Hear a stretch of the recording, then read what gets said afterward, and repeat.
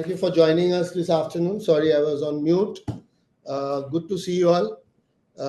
It's 1:30, a slightly odd hour, so I hope you have had your lunches, and we do hope to give you some food for thought during the course of the next hour, hour and a half. The reason we decided to choose this particular sector is, if you look at the automobile industry today, I think we are like at a crossroads which comes across every 40, 50, 60 years for any industry. There is a massive shift towards electrification, digitalization, and decarbonization happening. And it's not just that the industry and the vehicles and people's buying preferences which are changing, it's also changing and reshaping entire supply chains all over the world. And this is a massive industry, right? All of us are part of this industry, and sometimes when we are in the trees, we may miss the whole woods. So just to give you a perspective, if you look at the automobile industry worldwide, it's close to about $3.7 trillion. And if you put it in perspective, it would be, if the auto industry were a country, it would be among the top 5 in terms of GDP worldwide.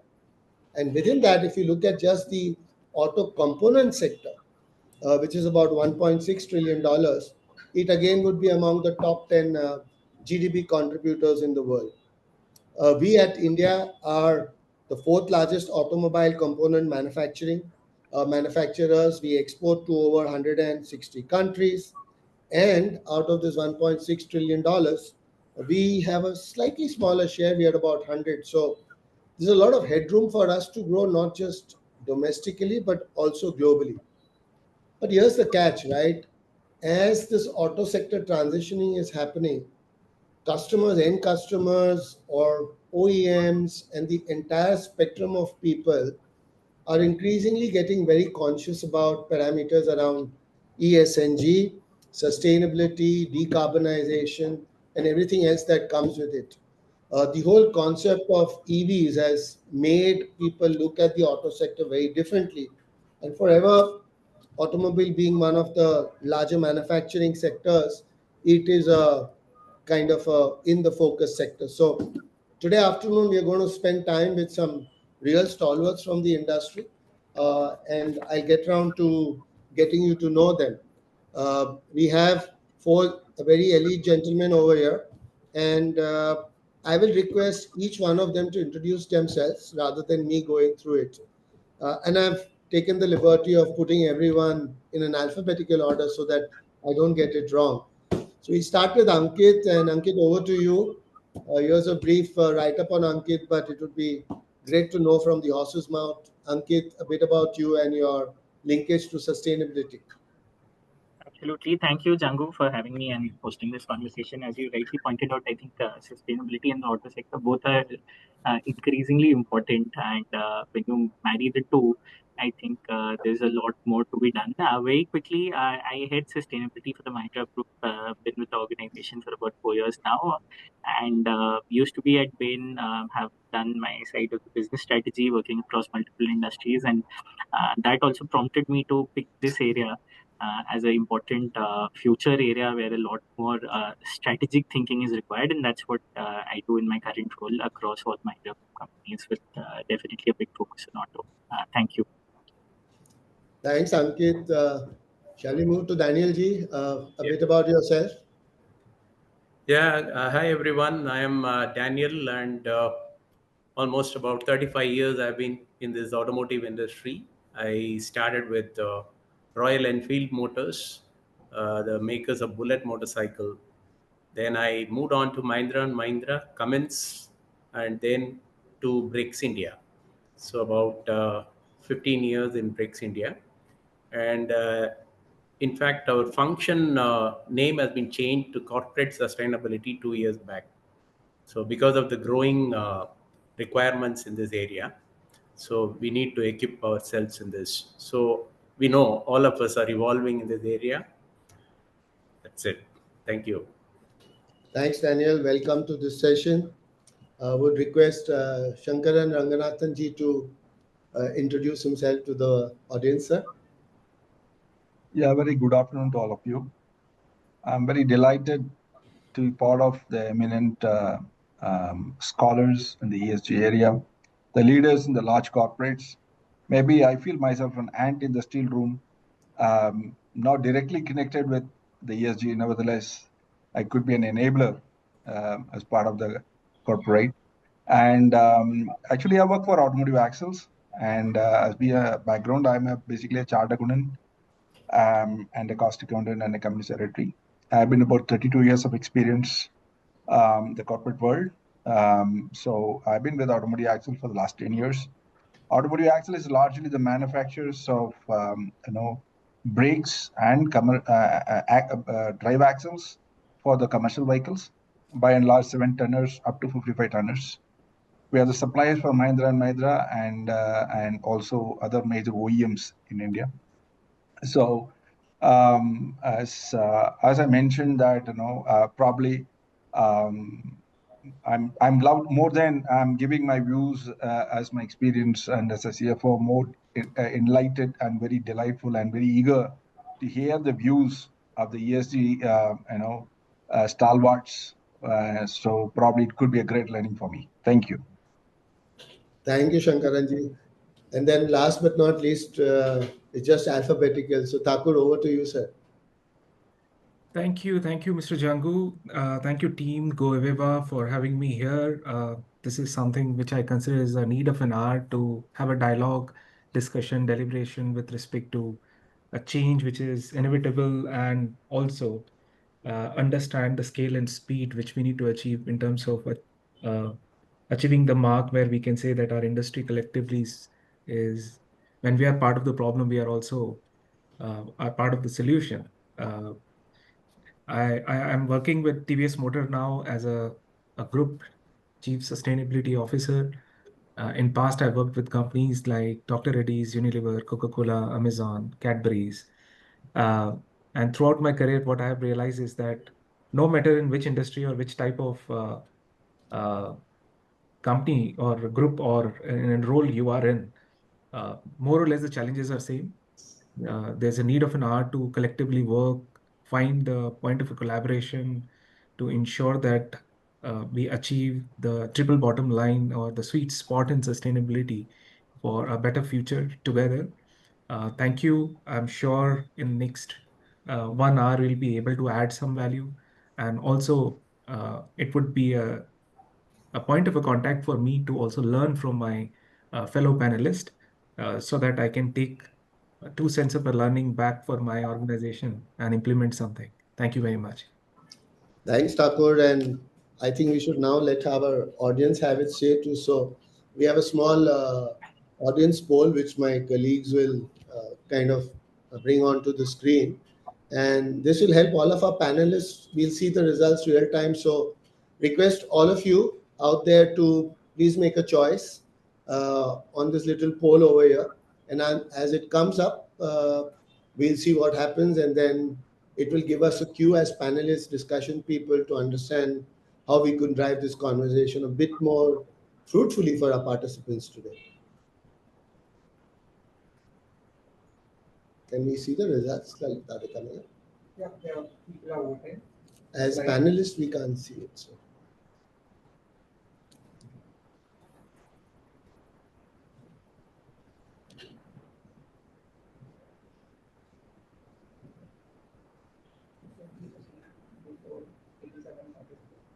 No question. Have you got? Can you show the result? Can you show the result? Yeah. Once again, the vote is I think I'm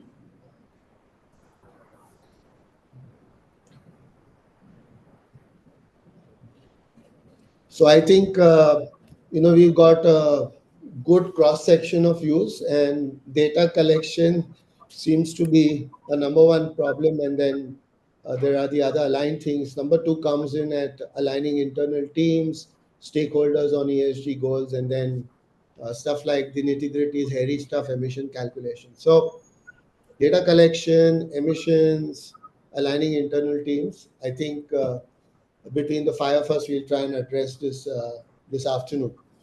So let's just get going. The way we're going to run this is I'm going to run a few questions with our panelists, more to get a discussion going, and I'll start in a random manner, and if Ankit's fine, Ankit, I'll start with you. I think the reason I would like to start with you is that prior to what you're doing with your current Mahindra Group role, you were also at Bain and Company, where you were kind of the other side of the table, advising, counseling people what needs to be done. And now you come to this side and consuming and practicing it. So it would be nice for the audience to know what's your learning when you transitioned. What's the perspective? Is there a big difference when you shifted tables? And how do practitioners combine what they hear from folks like you from the Big Four and then make it happen? Over to you, Ankit. No, absolutely, Django. I think, to be very honest with you, the role is not very different now that you are sort of in a way on the other side. Even now, I would believe a large part of my role is to advise and convince people on the importance of sustainability and the fact that it's not a good to do thing in a compliance activity, but rather it's a strategic priority, which is very much the core of the work that I used to do at Bain. So even if I would take a slightly broader view at the Mahindra Group, there are about 20 different companies. When I joined in, the first exercise that we engaged in was to come up with a broader group strategy on sustainability. And we said that we would like to make all Mahindra Group companies planet positive, and it's not just about compliance, basic ESG ratings, etc., but it's going a little beyond that in terms of how do you integrate climate action within businesses and the portfolio of businesses. So we basically are focusing on two things. One is all the operational areas. So it could be emissions, direct emissions, water, waste, circularity, materials, etc., which is in a way directly in control of the company. The second area is how do we transition our portfolio itself into a green portfolio. So the auto sector talking about EVs, the real estate sector doing green buildings, the holiday sector doing green resorts, an entire portfolio of renewable energy services, etc. So that is very much a strategic topic, and I think the background or sort of the learnings from the consulting ecosystem is what makes it a bit more easier. And I think it's also honestly a bit more effective to be on the inside because you have a much better visibility into what's happening, where can we do things. So that's broadly how I think about the transition. No, awesome, Ankit. It's like the rubber hitting the road, given our industry, to use that paraphrase. And the one point I really liked which you made, I think, and all of us will agree, and that came up in the poll as well. It's all about influencing all of these stakeholders that you have to work with. And besides data, that seems to be a continuous effort that all of us as practitioners need to put in. Continuing this round with our alphabetical stuff, let's move to Daniel G. You are really an auto industry veteran. You worked on the OEM side. Now you're on the auto comp side. And you've been part of sustainability, EHS journeys for a very long time. I think it would be nice to know what you think is the transition journey that you've seen happen in terms of ESG. How has it moved? Are you seeing it becoming more urgent? Are OEMs pushing you more? Are you seeing more, risk to your business if you don't appoint this and stuff like that, Daniel Ji? Yeah. Yeah, yes, absolutely. Yeah, there was a big transition which happened. I still remember in 1983 when Maruti 800 was introduced in the market.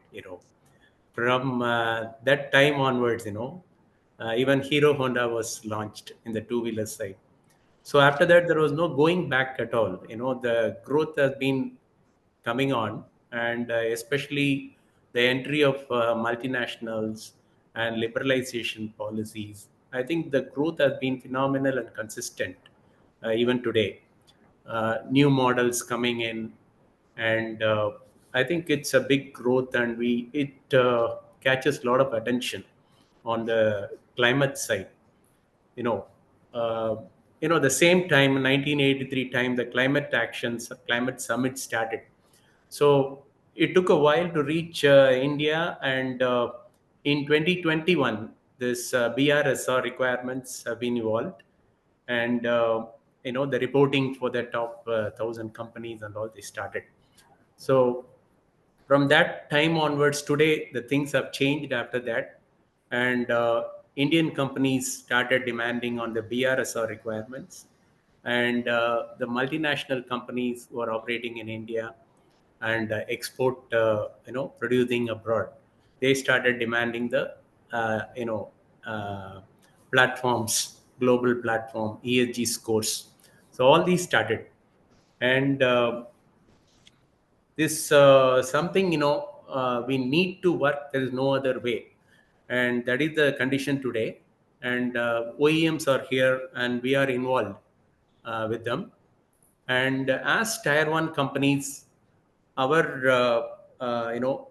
adapting was slightly easier, I would say, maybe because we had a good infrastructure in place, and we have evolved already, even though the name sustainability and climate thing was not there, but still a lot of activities have been happening in that area. So we have adapted well, but certainly, these requirements, I would say, the multinational global platforms and BRSR requirements, it has been aligning, trying to align, and it is evolving also. So this is the situation, and the important thing is, we need to be there, uh, because otherwise, even the existing businesses are at stake, and even retaining the business and getting new businesses is a key thing on this. So this is something, this is the need of the hour, I would say. Well, thanks, Daniel. Basically, what you're saying is you kind of seen the parallel movement of as soon as 1983 Maruti came and sustainability also started, and today for OEMs as well as autocom companies, ESG is a key driver, as you mentioned towards the end, and not just attracting new customers but also retaining them. I think this is a good segue to bring in Shankaran Ranganathan ji. I think this audience and all of us are very fortunate that we have a very enlightened, sustainability conscious CFO amongst us. But all the same, it would be lovely to hear your views, Ranganathan ji, that as a CFO, what is your view on sustainability? Do you still look at it as a cost center, a strategic driver, or is it something which is part of your risk opportunity paradigm?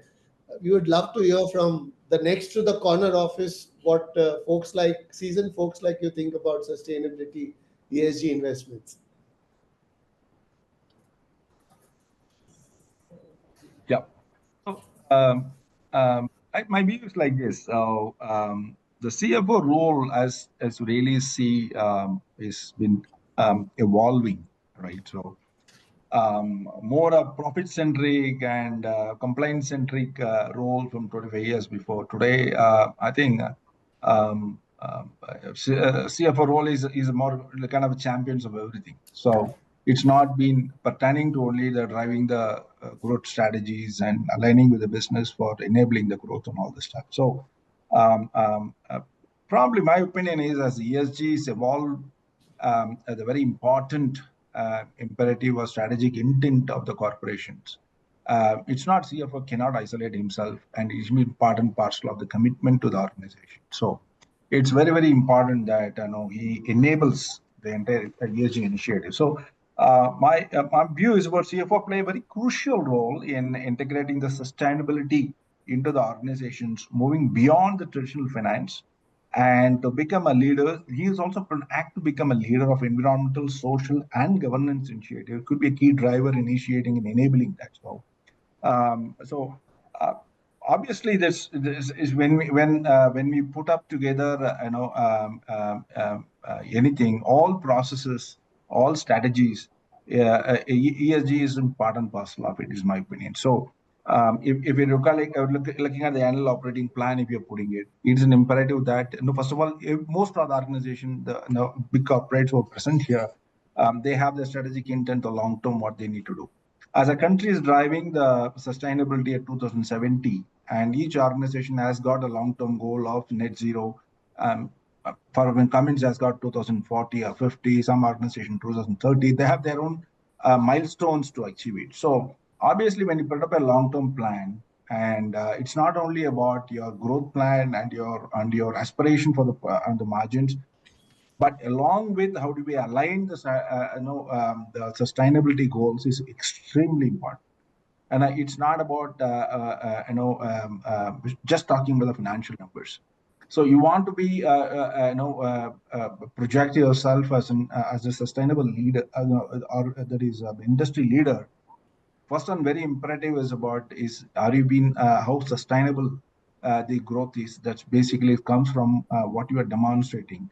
Whether how you are demonstrating, for example, environmental, each organization has got their goal. In our organization, we take about it's a long term, like for example, the power or the wood usage, the plastics, and how do we adopt the green initiatives into the processes itself. So and every initiatives of the CFR plays a very crucial role in. So we ensure that we take and every year we put a cost setting initiative, out of which 40 to 50% is which drives and supports the ESG goals itself. So we allocate the budget for that. So make sure that we align it, and so that we can stand before the investors towards the board is a more holistic growth rather than only the financial. Thank you, Ranganathan ji. I think this is a music session kind of thing for a lot of our years, where you look at yourself, the CFO, as an enabler of ESG, and you also incorporate it into not just your strategic plans, but also your annual operating plans with specific budgets for this. Brilliant, sir. Love this perspective. Let's move to Thakur. Thakur, whilst this is an auto industry kind of a session, to start with, to warm things up, why don't, and since we're fortunate to have you and you've done multiple industries, also geographies, I think the audience would also benefit from knowing your perspective on how ESG sustainability has evolved around different industries, different sectors, different geographies, and where it has come now. And do you kind of see it shifting from something which was good to do earlier to something which is becoming more and more of an imperative? Over to you, Thakur. Yeah, absolutely. I think in last 7 years we have seen a lot of things. I mean, a lot of shift have happened.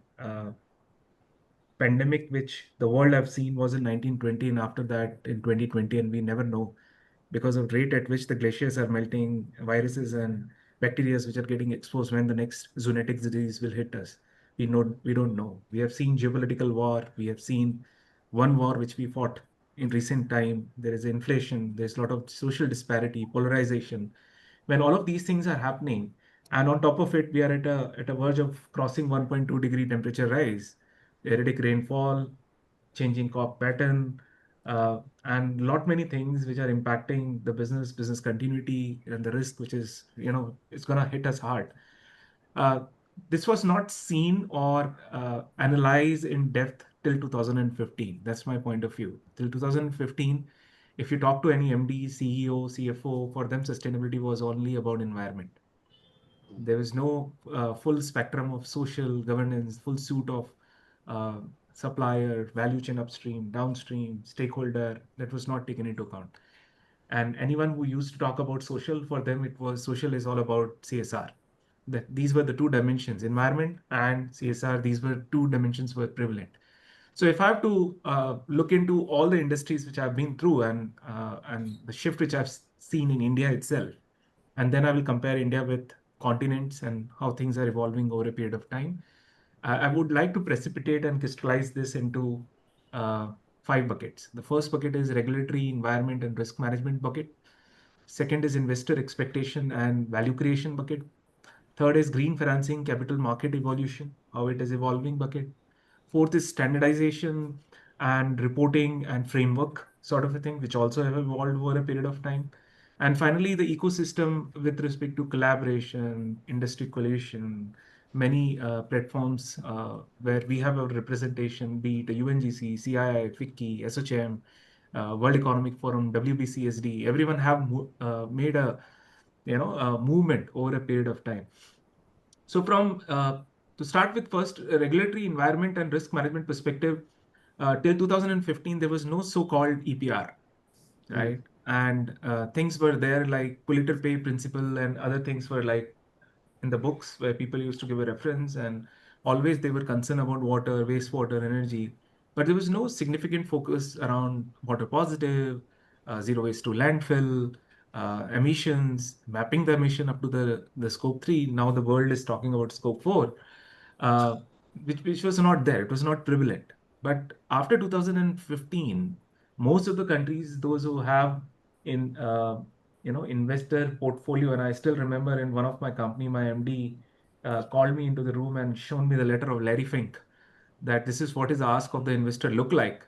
What is our response towards the entire full suite of ESG related activities? And that was a turnaround time when lot many such CEOs started to get that type of a letter, that why should we invest into you? What type of resilience you are talking about? How world is evolving around it? How you are impacting the world? How world is impacting you? And also how environmental risk management and other aspect look like. So that's something which has seen a sea change, and specifically the latest development around EU CSRD, CBAM. These are some of those regulations which are going to impact most of our current industry partners. Those who are there on the call, they must have realized if they are exporting auto components to major auto players. And we are also the supplier to BMW. 25% of the BMW bikes are getting manufactured in our plant. So we know how brutally it is going to impact us as a downstream industry 5 years down the line. So there's a sea change when it comes to the first bucket. I'm talking about regulatory environment. As we speak, there is EPR for plastic, EPR for oil, EPR for battery, EPR for tire, EPR end of life vehicle. So which means it's like if it's your shit, you only have to manage, right? So that's something which is gonna go up higher and higher. I'm just giving you the number last year. If you look at the data standalone on an EPR plastic, more than 2,500 industries were non-compliant, and hundreds of crore rupees of fine was imposed by Ministry of Environment and Forest. So Ministry is very clear that there are only two solid, so to say, levers which are going to make that shift. One is their policy and enforcement, and second is active participation of industry. With that, only the significant change is going to come up. And specifically, they want to impose this to the OEM, so that OEM bring in all SMEs and MSME under their gambit and take them along with them in this journey. Second is on the investor expectation and value creation. As I indicated, many of the investors started giving an indication what needs to be done. Today, if we look into BlackRock kind of investor, they're 80% of the AUM, they integrate ESG into their fulcrum. So that's a big shift. Top quartile ESG performer trade at almost 10 or 15% at a higher side in the differentiation on a given day when the market is low. You can see that even if their stock technically is on the higher beta side, but if their ESG performance is good, they're always trending nice in a better way. And their resilience is also high, and their CAGR, if you look into the top 15 ESG prone industry, those who have integrated ESG very well, their resilience is super high. Green finance and capital market, this is one of the area where I see a significant shift. Green bond issuance has grown almost $500 standalone in 2023, which no one was talking about it before 2015. Now we are not only talking about green financing, we are talking about green credit, which India is stepping into it, green carbon credit, where we are stepping into it. And there are various avenues, even avenues like a water related project, plantation related project, even eco labeling related projects, which are going to give an upside to industries, auto component manufacturers, if their components and outcome is in line with some eco mark labeling. So all of these things are giving some positive indication that effort is going to result into a better outcome if it is in line with the requirement. Next is standardization and reporting framework. Frameworks like ISSB, SEBI requirement, and many of those things were not there earlier, which was before 2015. After that, it is going stringent and stringent. The day is not too far that SEBI's requirement will be far, far superior than CSRD. It's a matter of next 5 years. You will see how regulators are going to impose that requirement, which will be in sync with the Western world, and we will catch up or cross them over a period of time because we have a potential and we have all the levers, but it's just that we need to work at a scale and speed. And final, the bucket is with respect to ecosystem collaboration and industry coalition. The amount of collaboration which is coming up, we are looking forward. And in fact, I was talking to CIGBC, why can't we have one single standalone system and processes for entire auto industry when it comes to sustainability requirement for all our suppliers and dealers at the downstream. Because today, if you look at any of the component manufacturer, they are supplying it to Hero, they are supplying it to Bajaj, they are supplying it to TVS, and all of them are going and auditing them on different checklists, different requirement, different standards. And that a poor chap with a 1% team in sustainability is struggling with five different requirements, punching different system and processes, and going back to management and saying he's asking for S8000, that is asking for ISO 50000, what to do. So there are certain system and processes already in play. Like look at in pharmaceutical, there is PSA, Pharmaceutical Supply Chain Initiative in Europe, which is working fantastic. All best of the pharmaceutical companies have joined hand together and drafted one single standalone system, and they use that to audit all different type of their vendors, suppliers, and everyone. So there is a need of an hour to bring that energy together and move forward rather than thinking that we standalone can make a mark. One industry, one single corporate can't make the mark. It is the power of a force together can bring the change, because all of them then will demand the same thing from the supplier. There will be no discounting. There will be no, so to say, deliberation or a negotiation. It has to then accelerate over a period of time, which was not there earlier.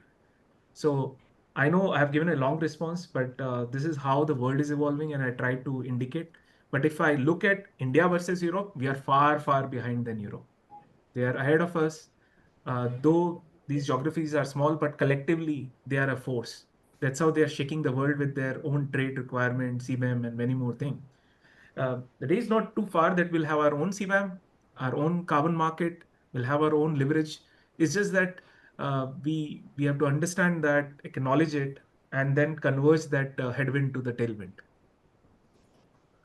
Yeah, thanks, Thakur. I think with the five buckets, you kind of covered the entire spectrum of what needs to be done. And I think I'll stick with you for the second round of questions also, because one of the things you brought about was this whole thing about the regulator pushing the OEM and hoping that in turn it goes down to suppliers, and then about the whole single standard kind of thing.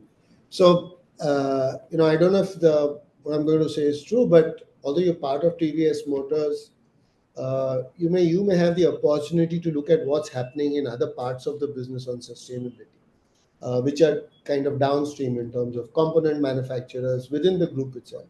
And then as TVS Motors, when you deal with buyers, you have access to that as well and what's going on over there. So my question to you, and then we can turn it to others also for a similar question and responses.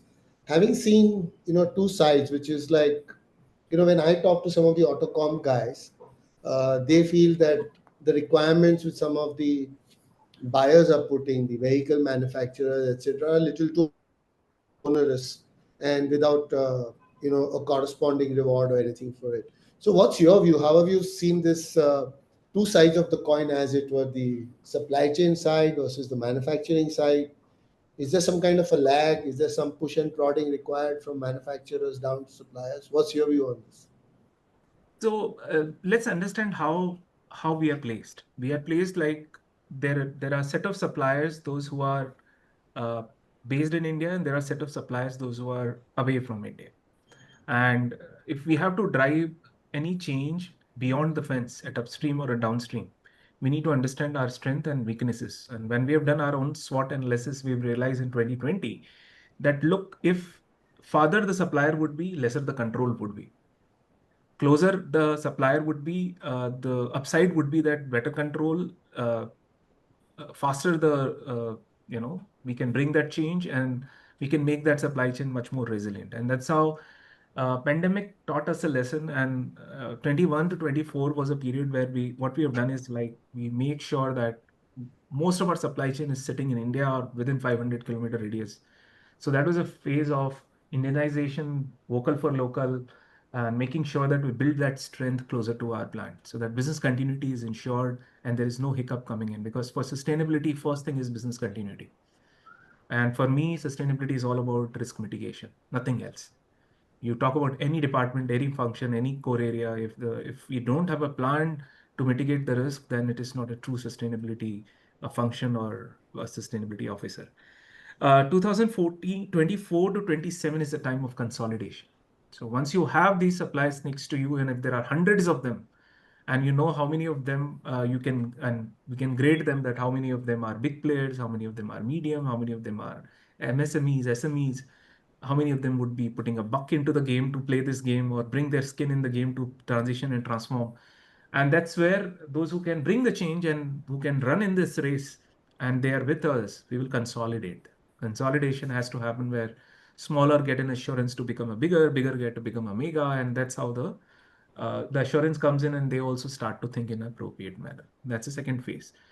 27 to 30 is the phase where the system which we are deploying with these people, we call it as a My Sustainability Index, which is best in class system and processes to evaluate the baseline where they stand, how we can influence them with three levers of people, process, and technology, by making sure that what we have to extend it towards them. People, in terms of capability, competency, webinars, capability building, building their strength, making sure that they understand what we are saying, and realize it and further disseminate. And that's where our sustainability ambassador program is playing a role. We have extended 6 thematic areas towards them to make sure they're competent, comfortable, and we make them as a master trainer to take the journey forward, which is around water, waste, energy, road safety, women's safety, and fire safety. So these are certain areas. Uh, when it comes to the processes, mapping their carbon footprint right from scope 1, scope 2, their own scope 3, which is our tier 2 and their scope 3. How to do it, what are the tools, what is the digital method, can we extend it to them so that it should be seamless, and many more processes around embodied carbon, using the LCA tool, getting in a realistic data rather than a spend-based data, because estimation and guesstimation is killer when it comes to into scope 3. It has to be realistic at actual, and many more aspect has to come in play. Technology, in terms of how we can digitize it, IoT-based data collection, looking for a battery passport, going ahead with the end-to-end AI integration into the system, is something which is a technological aspect when we are playing this game. So until unless we don't have all these things in our journey, I consider them as a ingredient in the recipe. If recipe has to be brilliant and perfect, we have to gather all these ingredients. That's a phase in 24 to 27 where we are experimenting in this with most of our supplier. And so far we have seen a good result coming out of it. 27 to 30 is a phase when we have to accelerate the journey, where we have to make sure in My Sustainability Index suppliers should cross gold level, they reach to the platinum, they are able to demonstrate their metal, and we are further consolidating them. Very few, but they are making a mark. But that's also a phase where they would need funding, where they would need financing, they would need some sort of a motivation. And that's how the lever of sustainable finance framework has to come in play. Plug it in a way that our credit rating, our support is extended to our supplier in a value chain and upstream and downstream, so that they remain excited, the subject remain relevant, the objectivity is coming on table, their CFO is also excited to get the outcome. The simple example I give you is like there are sustainable finance framework tool. Today, if you talk to any of the SMEs and MSME, the first thing they will ask, what is in it for me? इसमें मेरा क्या है? And if you are not able to show them that carrot, they will not play this game. They will keep making you run around and round and round.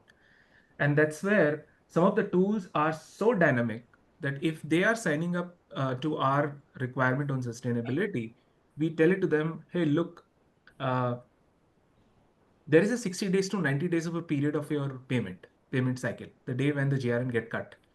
And that is a motivation level for them, that once their fund is, their capital is stuck, they look up to external financing sources.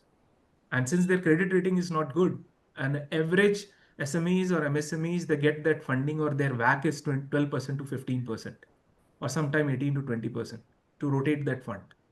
So we say that if you sign up for this thing, as per our sustainable finance framework, our bank will give you your money within 24 hours, the day when the GRN is cut.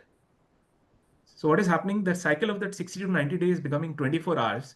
And that fund which he is raising from the market at 16, 18%, they are getting the credit. And we have an arrangement with the bank when we can release this fund to the bank in 60 to 90 days. So it's a kind of a win-win situation where bank is having as a platform bridging that element in terms of channelizing that sustainable finance in an effective manner. And that's the lever which every automobile company need to use to collaborate and make sure that our auto ancillary suppliers are coming proactively and joining and signing up for this specific requirement over a period of time. Same is the case for downstream supply chain, which is a value chain on our dealership side. They are very fragmented. Shop and Establishment Act is applicable to them. Small scale dealerships, which are 5,000 to 10,000 square feet, and their capital is also small. When we want them to sell more, they need a funding. If they need a funding, they need a sustainable finance funding.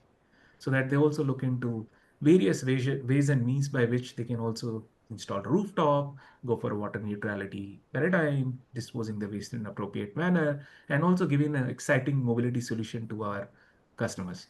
So that's what is my point of view, that this game cannot be played by saying that my house is spick and span, I'm getting all the awards, but my suppliers are struggling, my dealers are looking up to me, and they are telling me my plan looks like 20 years down the line, I'll be more capable and I'll play this game with you. We don't have time. We have to run at a scale and speed. And we have to use all the levers in terms of making sure that we bring them into a sync. It is a clear accountability of an OEM to make sure that we take them along with us and enable all the ways and means on their path to make sure they are also happy, excited to take the journey forward. Hey, thanks, Thakur. That was a very comprehensive reply, and I'm sure you've got, I think, around 100 plus participants here, a lot of them from the auto comp industry. And as a large buyer, the kind of things you're doing and what's coming downstream as well, down the line as well, they would really benefit from this. But we do have some stalwarts from that side on the panel itself. So let me ask, let's go to Daniel Ji. Some of the things which Thakur mentioned in terms of the expectations that TVS Motors has of its suppliers. Let me extend that a little bit, taking from what Thakur mentioned, and I do know for a fact that Brakes has very large global buyers as well. Do you see any major differences between what your global European buyers are demanding versus what Indian buyers are demanding? Is that like converging? Is it becoming similar? What's your view on this? And a couple of examples, if you could give, that will be useful. Yeah.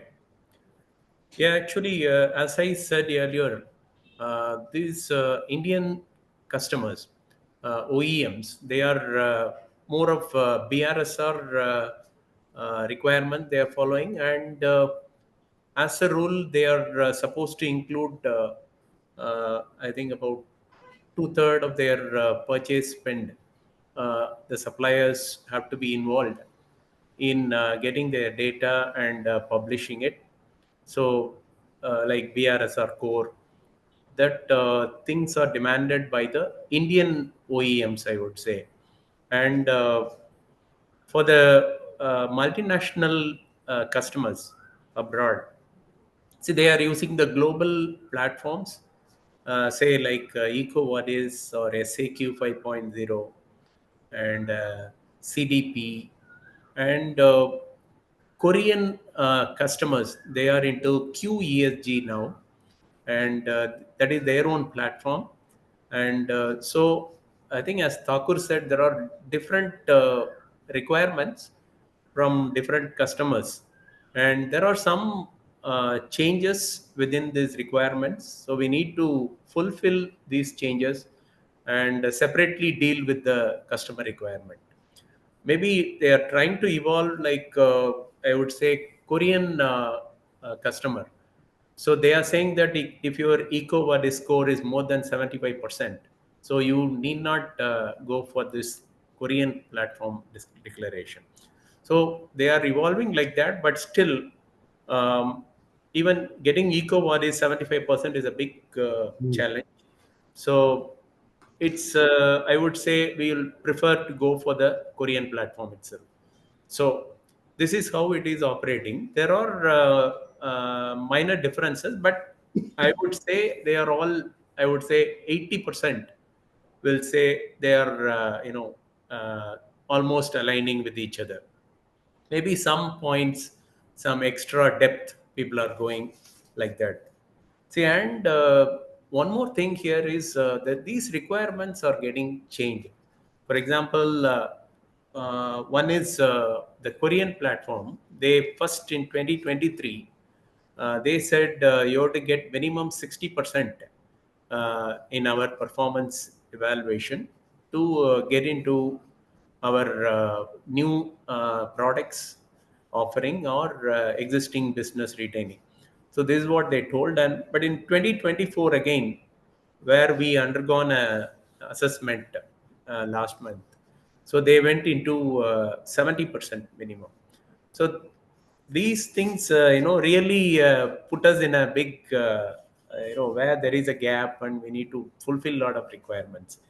So certainly there is a difference, but I think it should converge. Maybe as a see, for example, in quality we have IATF, which is globally recognized on the quality side. And even though it was started by the US companies, even the European, Japanese companies are trying to adapt that also. So if that happens, maybe in this area, this will certainly help the tier one and further tires also, so that they need not repeat the same thing again and again for different customers. Hopefully, yes. Thanks, Daniel. Maybe we'll ping pong back to OEM. So, Ankit, as one of the larger buyers and within your Mahindra Group, as you pointed out, Mahindra is a big engine driving all of this, including auto and farm equipment and those kind of businesses. How is Mahindra going about it? How are you looking at what you want? Are you getting more prescriptive, demanding, very, very on the spot, the way Thakur described TVS doing? What's Mahindra's strategy and asks from its suppliers? And are you seeing that? Are you seeing them step up, or this kind of a push, broad, risk reward kind of carrot stick approach that you need to do, Ankit? No, absolutely, Django. So there's a bunch of things that we are doing just from a scale and size perspective. I think our auto farm business procurement budget is upwards of about $10 billion. It's a huge number. There's a total ecosystem of about 1,800 suppliers. Obviously, a few hundred dominate the bulk of the purchases. So from our perspective, we are broadly doing three things. I think the first part is very simply capability building. Because this entire space, there is a lot of relatively high level understanding on the subject. People still look at it from a compliance perspective, but there is genuine value that can be created. So anything to do with, let's say, renewable energy, energy efficiency, it is not just about sustainability, it is good economics, it's good for the business. So I think one is this entire ecosystem that, it's not because we are telling you to do something, but because it is good for your long-term business prospects. So that's, I think, the first part. The second part is what I would call is more the hygiene activities. So, there's a lot of compliance related requirement, a lot of hygiene checks if I take the broader view of ESG. So that's the other thing, audits, etc. Both sort of reward and recognition. In some way, that's the second part. I think Thakur already spoke a lot about that bit, so I'll not go into detail there. The third part is where I would really say that there's a differentiated role that we can play given the scale and size, which is in terms of the broader ecosystem building. And I'll take very specific examples here. So within the scope 3 product purchase emission, that's where all of the suppliers sit. And now within that ecosystem, the top 3-4 components that are there is steel, aluminium, tires or rubber as a whole. These are sort of the top three. Now, in the steel ecosystem for the last 4 years, we have been very deeply engaging at a policy level along with all the 10 plus steel suppliers that we work with, but also the global ecosystem in terms of how do we push for steel sector decarbonization. And about 4 years back, I remember we had gone for these conversations. A lot of the steel companies, especially the business side people, were surprised why are sustainability people suddenly asking questions. From that ecosystem to we are roughly 4 years down the line, we have a government policy which has defined what 3-star, 2-star, 5-star green steel is. We have a number of mature companies which are already launching commercial products. We have a lot of them which are putting down their strategy. A second example I'll take is with respect to tires. So again, tire is a big part from an environment impact perspective, social impact perspective. Just about earlier last month, we hosted a event, and this was not just about Mahindra. We had a bunch of other auto OEMs join, especially I think the CSO from Tata Motors was also with me, and we had almost 40 plus organizations, about 10 different tire OEMs, a bunch of other non-profit organizations, other people in the value chain. And the entire one-day conference was about how do you drive sustainability in the tire ecosystem, both from a raw material sourcing perspective, a manufacturing perspective, and dealing with the compliance with respect to end of life tire recycling. And again, the broader focus was that this is not just a compliance thing, but there is a lot of value to be realized the moment you take a longer term view. So I think that again is a piece of work that we are trying to build on from here, because the idea is that let's not do repetitive things. Okay, let me check my compliance box from a supplier perspective, but the intent is that how do we drive the ecosystem forward and everyone will benefit from it. So the one thing I keep iterating often is that sustainability is at least not an area where we should be competing. It's an area where only by working together we grow the size of the pie and from a business value perspective. So I think that's the main thesis that I'll stress upon when it comes to our supplier engagement. Let me pause there. Now, Ankit, this whole thing about ecosystem interconnectedness and how it's about value just brought to mind a conversation I had just 2-3 hours ago. So I was with the CEO and MD of a company which is into making products for the renewable energy sector. So they make windmills and things like those. And he was telling me that you made the point that steel is a big component and how you're working with those suppliers. Now he was making the point that right now his biggest and most exciting buyer segment is the steel industry, because as there is pressure and customer demand for them to green and produce green steel, obviously one of the areas they need to focus on is the energy which goes into making the steel. So it is quite amazing how ESG sustainability is interconnected, not just within an industry, but it drives stuff across different sectors as well. Maybe we can go back to Ranganathan ji. You heard Ankit and Thakur talk about all that they are doing to convince people in the downstream value chain that it's not just about compliance, it's about value, it's about doing it together. What's your view on this? When you come across a customer asks and then they require some capital expense or opex, etc. As a CFO, how do you view that? Is it something which is part of business, or you look at it as a opportunity versus a risk kind of a thing? Yeah. So as I mentioned in the initial conversation, ESG is one of the key pillar of the strategic initiatives. So there's by and large a standing commitment from the leadership, along with the business leadership, who is also committed for the larger strategic intent. So as far as the ESG is concerned, my personal view, I always propagate internally, is it's not a cost. The word cost towards this ESG initiative is more or less term than we can say as an investment for tomorrow. Okay, there are material returns. There are very not measurable returns for the long term. So it's very very important to understand the inner sense of the money where we are spending, where we create a strategic value not only for the organization but also for the society and entire the upstream. Unless the big OEMs, I don't have upstream and downstream. Most of my customers are OEMs. So more we talk about the upstream suppliers. So it's more about how we position ourselves in terms of our commitments. Our journey of ESG, not in a real the regulatory terms what we are measuring nowadays. We have been the last 11 years we have been working on this environmental initiative very effectively in the place we operate. Like the last more than 12-13 years. Okay, whether it is water positive. Our company is one of the company the earliest in the state to be water positive and allowed to bore well the water.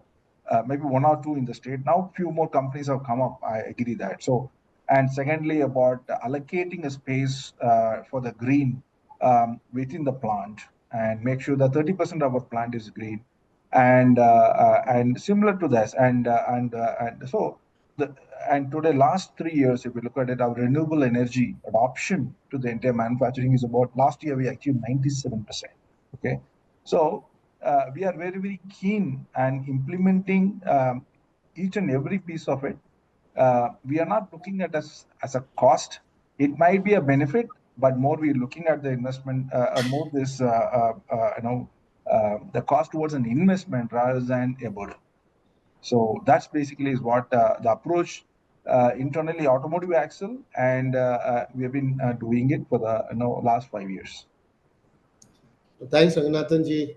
As I mentioned, we have 100 plus participants here. So I do have a few more questions from my side for the panelists. But at this point in time, as I can see in the box, we have a few questions already coming in from the participants. And I would request others to also type in. But let's take a few over here. And anybody want to volunteer for the first question? Very topical, obvious one.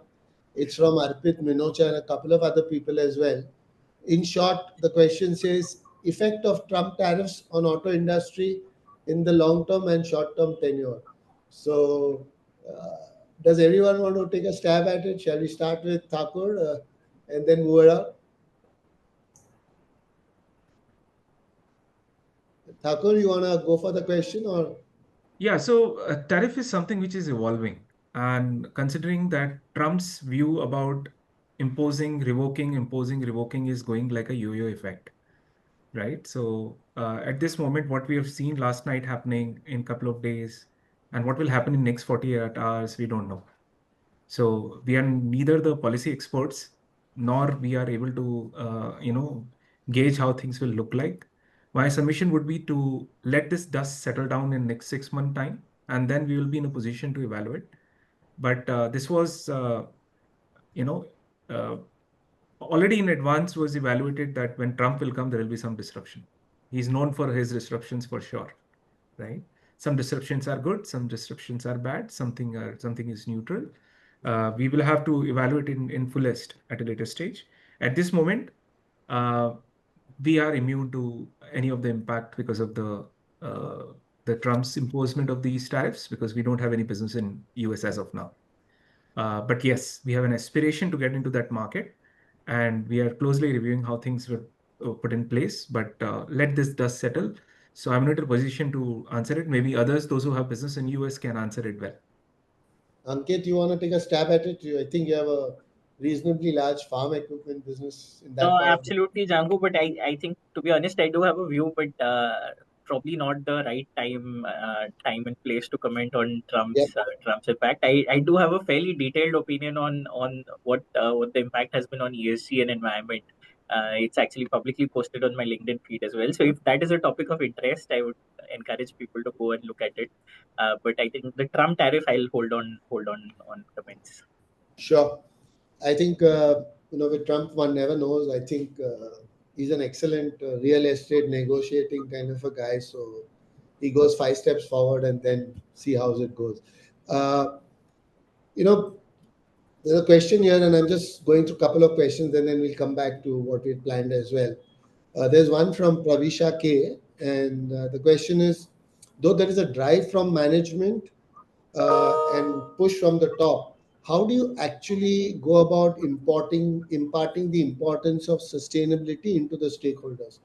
And if we remember the audience poll, this came out as among the top 2, 3 things that they would like to address as well.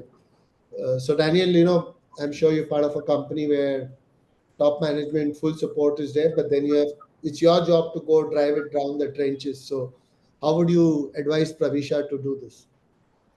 Yeah, I think that's a good question. So I think there is a drive from management. I know the stakeholders. If you really see, they are more the upstream scope 3, I would say. So these things you have to bring it through awareness building. So as a company, we have started awareness building for the suppliers. So we involve the CEOs of the suppliers in the first level to educate them on what we are actually up to. And this is not something a compliance part alone. This is something we are doing it for the planet. So this type of things have to be brought in, and people have to come on their own, and the solution or anything, efficiency improvements or anything, has to come from the shop floor.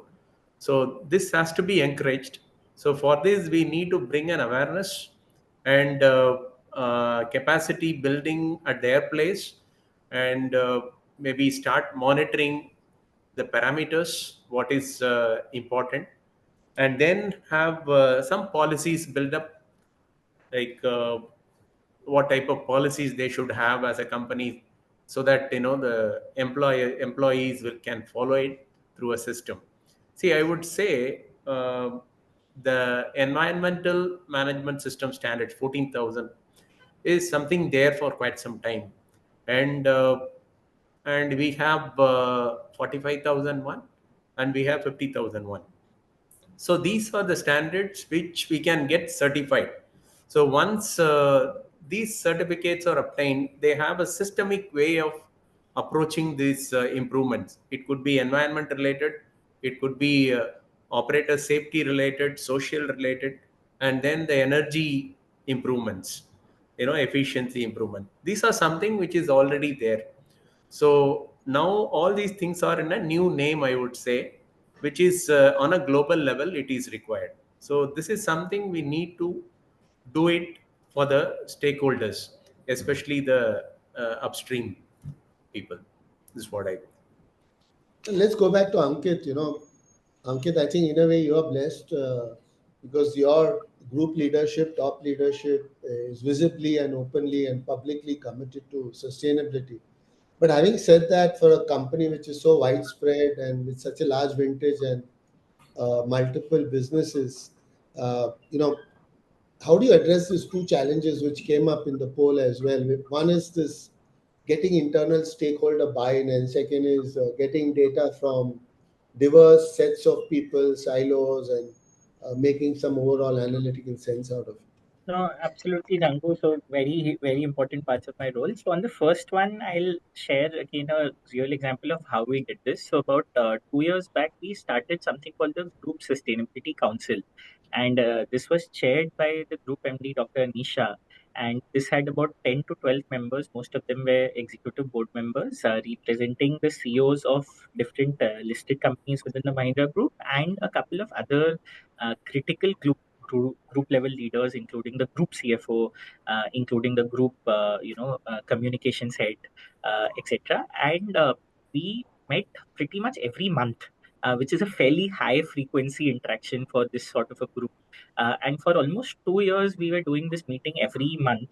And a large part of this meeting was about capability building, honestly. So, right from understanding and discussing what scope 1 means, scope 2 means, scope 3 means, and going into the nitty gritties, to sort of coming together and putting down our group strategy on Planet Positive, something that can be applicable across the service sector and manufacturing sector industries, to sort of understanding what's happening in the global ecosystem, the international view of investors, etc. We touched quite a wide variety of topics over this 2 year period, and that was the fundamental, I think, both from a signaling perspective, the importance, the fact that our group MD himself was chairing this, one of the few committees that he was chairing, and then the frequency of the meeting and the kind of content. And we evolved from theory and discussion and capability building to sort of concrete plans. What can we do both in the short to medium term and long term? So I think that exercise as a whole was really powerful, and we did not stop at that. So this was again, I would say, CEO level. We also had to do the same exercise at a CEO -1 level, which was customized capability building masterclass sessions with a very industry specific focus. So a session for the auto industry was a lot about what is happening in the EV ecosystem, how does sustainability affect that. Session in the farm ecosystem was a lot about sustainable farming, what more implications do we have. A session in the real estate ecosystem was again very different. So very customized business specific content at a CEO -1 level was the other thing that we continue to do. And even today, I think I'm continuing the practice for new divisions. In fact, I mentioned you I'll need to leave a few minutes early. That's for a meeting with our holidays CEO. So similar conversations there. On the second part of your question, which is to do with data collection. So data collection, no doubt, is a challenge. I think we are very, very far quite honestly, from the kind of rigor that's available in the financial ecosystem to the kind of data that's available in the sustainability ecosystem. And while a number of steps are being taken in that direction, I still believe that it'll take some time before we get to, high quality, reliable data. But I don't want to look at it as a problem that stops us from doing something. I think with the kind of information that we have, or what we are trying to garner today, we have a fairly good 80-20 sense of what the data indicates, and that helps us already decide our strategic initiative. So be it internally or be it externally, the examples that I talked about previously, the fact that steel is important, aluminum is important, tire is important, I think precision beyond a point would be helpful, but at this stage it's sufficient for us to take strategic calls on which are the big most material areas of action. So I think it's a little bit of a chicken and egg thing, that while we wait for data quality to improve, we cannot stop on the initiatives, and vice versa. I think the quality of data will also improve our initiatives in the future. Yeah, thanks, Ankit. No, very well said, actually. At GovEVA and me being the CEO, I had an opportunity to deal with multiple different sectors, and I share your view.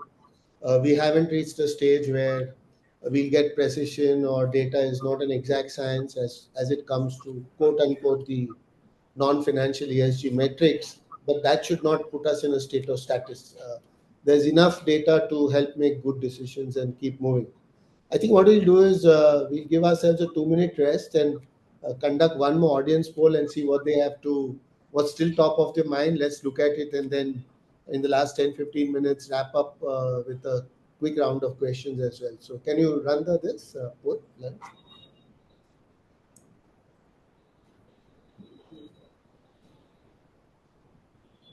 Start.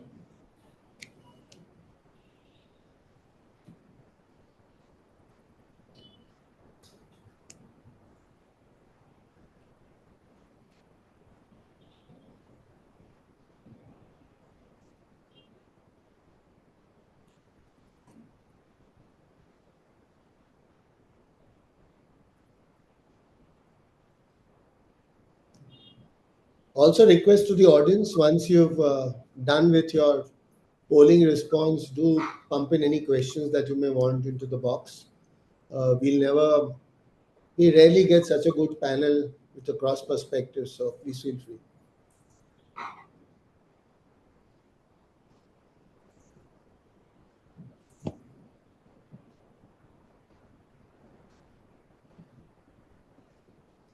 How many?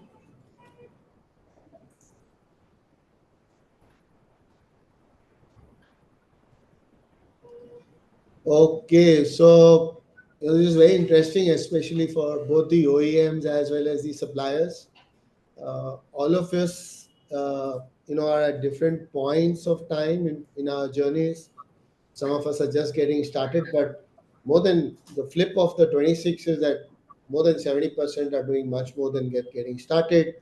And then there's again a flip of the second one, that is that more than 75% of the 100 odd participants have moved beyond ESG reporting. So I think it's a reflection of also the urgency of ESG sustainability and how it's become a part of the whole strategic growth pillar of the industry. So thank you, audience, for that. With that, let's come back to Ranganathan ji. I think I'm asking this on behalf of a lot of ESG practitioners who are participants on this call. One of the tough jobs they have is to go convince the CFO to give them some good budgets. And number one, that's one part of my question. And the second is being in the position you also one of the few people who is privy to what the board is thinking. So keeping both of those perspectives, what would be your advice to a CSO or people down the line? How do they approach the CFO and the board and get the budgets that they want approved and the support that they want, that they seek, come their way? Yeah. I don't distinguish CSO or CFO in the nowadays the board environment, is my opinion. They are as good as much more valued in terms of their support of the business growth is as equal to any other functional leaders. My opinion is when it comes to ESG strategy to the board is concerned, it is very important that CFOs are aligned with the CSOs and support this initiative for the largest success of the business. Okay, so we want to have a revenue growth for sustainable for long term.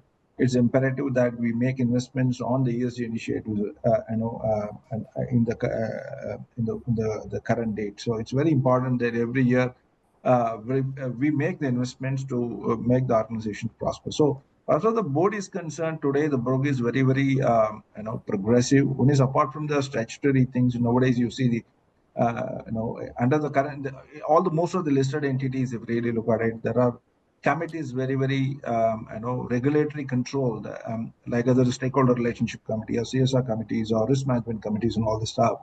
But ESG by and large is an optional today. But a lot of good practicing companies, they have the ESG committees. They formed voluntarily, which was reporting to the board, and makes it this as mandatory as internally taking that's an imperative role. So they are actually bringing the ESG leaders as part of the lead of the committees and report to the board and make sure that there's a very strategic intent aligned come to the overall intent of the organization. So as far as board is concerned today, they're very, very open-minded, progressive as far as spend is concerned.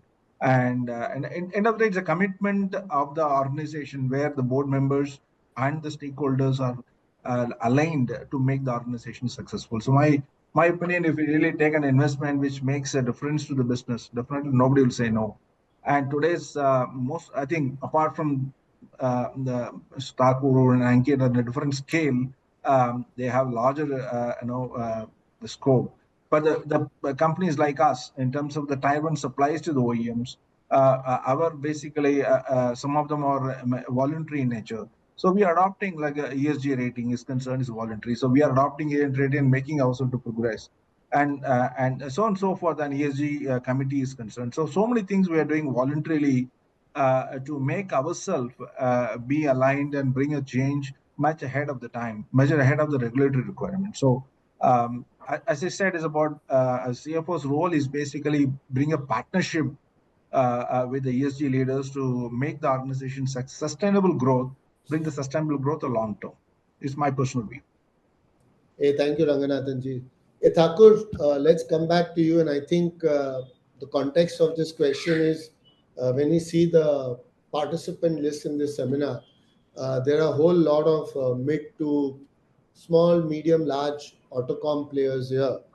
And if you look at some of the numbers which I mentioned at the start, globally autocom $1.6 trillion. We are around $70-80 billion as a country, 5%. So there's a lot of headroom to grow.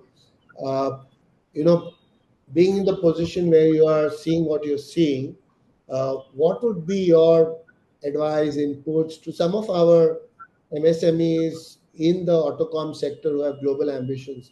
What are the top 2-3 things that they need to look at?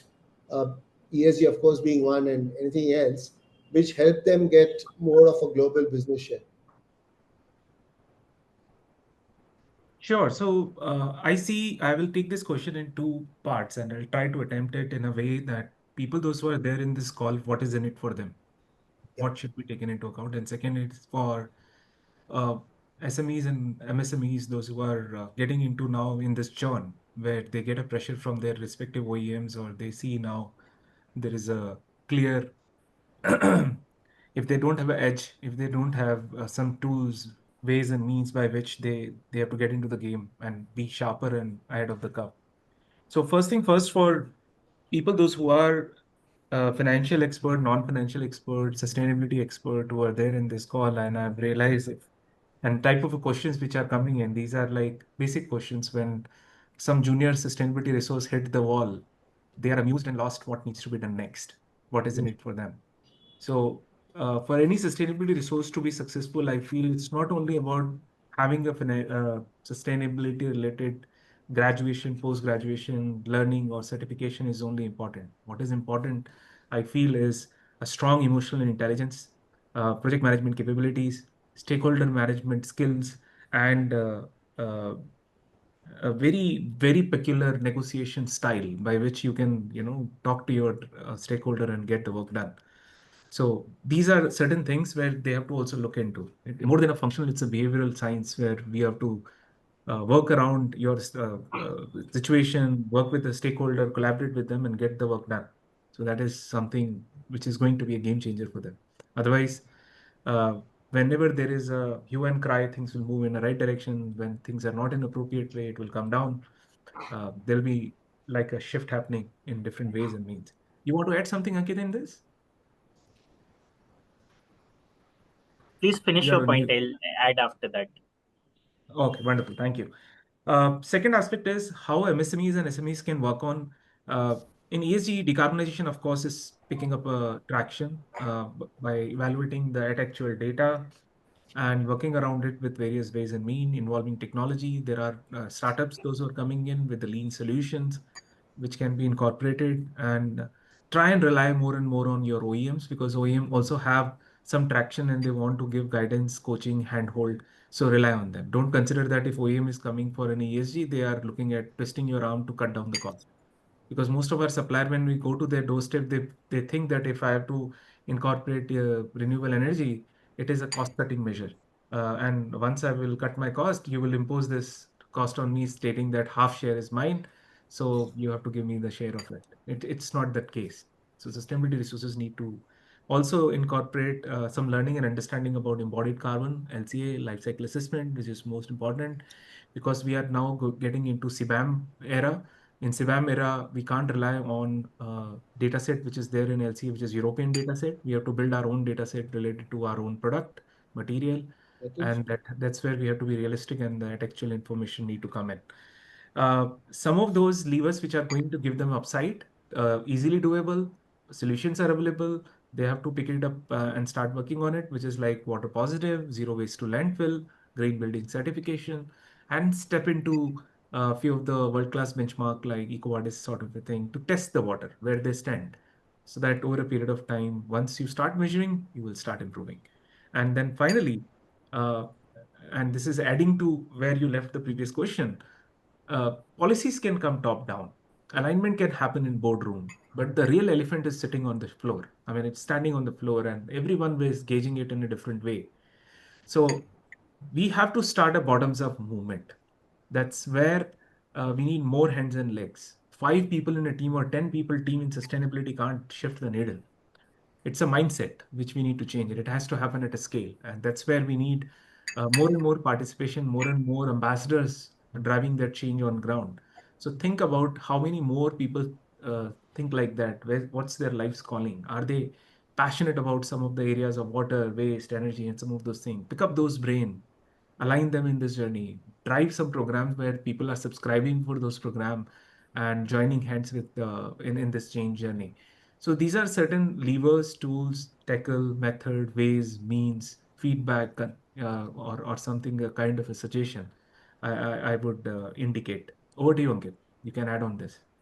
No, absolutely. I think there's just 2 points I'll reiterate from what you already mentioned. One is I think sustainability or rather driving sustainability is equally art, not just science. And there was a Harvard study I was reading on this subject. It sort of said that sustainability officers are like chameleons. They're supposed to talk the language of the person you're trying to convince. So you'll have to have a very different conversation with the CFO versus with the HR head versus with the procurement head. So I think your ability to navigate different ecosystems and what's priority for them and how it engages with them, I think that's one important part. The second quick point I would make is one of the things that we have been trying to do is that sustainability can't be driven only by sustainability people. In fact, it can't be driven by sustainability people. It has to be driven by other functions. So we have very consciously been trying to identify and recognize what we call sustainability enablers. So a person in the procurement department, a person in the marketing function, a person in the R&D function. So identifying champions both bottom up and top down, who are the ones who will actually deliver on that. So I think that broad basing ownership of the function is sort of the other point that I will really stress on. Thakur already talked about both these things, but both very effective points. Jangoo, I'm so sorry, but I'll have to drop now with this this comment. No, please continue. Absolute pleasure to be here with everyone. No, thank you very much for joining us, and wish you a good rest of the day. Friends, we have another 6 minutes. So what I'm going to do is run through some of the questions which the audience has put up here, and if there are volunteers from the panel to answer, that would be nice. There's one from Mr. Natesh Kumar. It's a little different kind of a question. He's saying carbon trading system in India is very cumbersome. We need to invest for certifications for even smaller projects to avoid greenwashing. How do you move forward on this? As a big player in this auto sector, what's your view on carbon trading and how India can move around this? Any takers for this question, Thakur? Yeah, I'll take it up. So it's a very pertinent question, and it's like a futuristic step in the direction, and which is going to unlock a lot of tangibility for any CFO, where they will be running behind you. Okay, why are we not doing it, and when can we do it? But at the same time, we are in an era in India where this regulated carbon trading is evolving, which means it's going to shape up in another couple of years. Me and Daniel were there in one of the meeting last week where we were discussing about it, and experts were also reiterating the same thing, that a lot of definitions need to demystify, and a lot of concerns which are raised by the legal and financial experts, everything need to be sorted. Exchange need to come. There should be a trading mechanism. We need to understand how it will trade, what benefit we are going to get, what all will come under this gambit, where there'll be a dual accounting system because there is a voluntary market, there is a regulated market, how to handle it. So my submission here is that don't right now churn your thought process around this. Let the system and processes settle down. But at this moment, what is required is to identify those specific projects where you would like to venture into. Small projects will not yield out better outcome in the form of a carbon credit, because MRV and MRO system with respect to validation of carbon credit itself will churn a lot of money and effort into it. So if you have to get into carbon credit or trading system, you have to think big. You have to play at a scale. You have to talk about something which is like a lakh or 2 lakh tons of CO2 abatement from any specific project. Small projects are not going to give any outcome or benefit into it.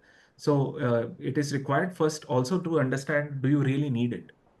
Don't get into the trap stating that everyone is running behind carbon credit, and not everyone should run behind it, because as per SBTi requirement or any of the validation platform, only 10% of our carbon footprint we can abate with the this kind of a trading thing. And once you get into this trap, you have to buy it every year, and it's not going to come down.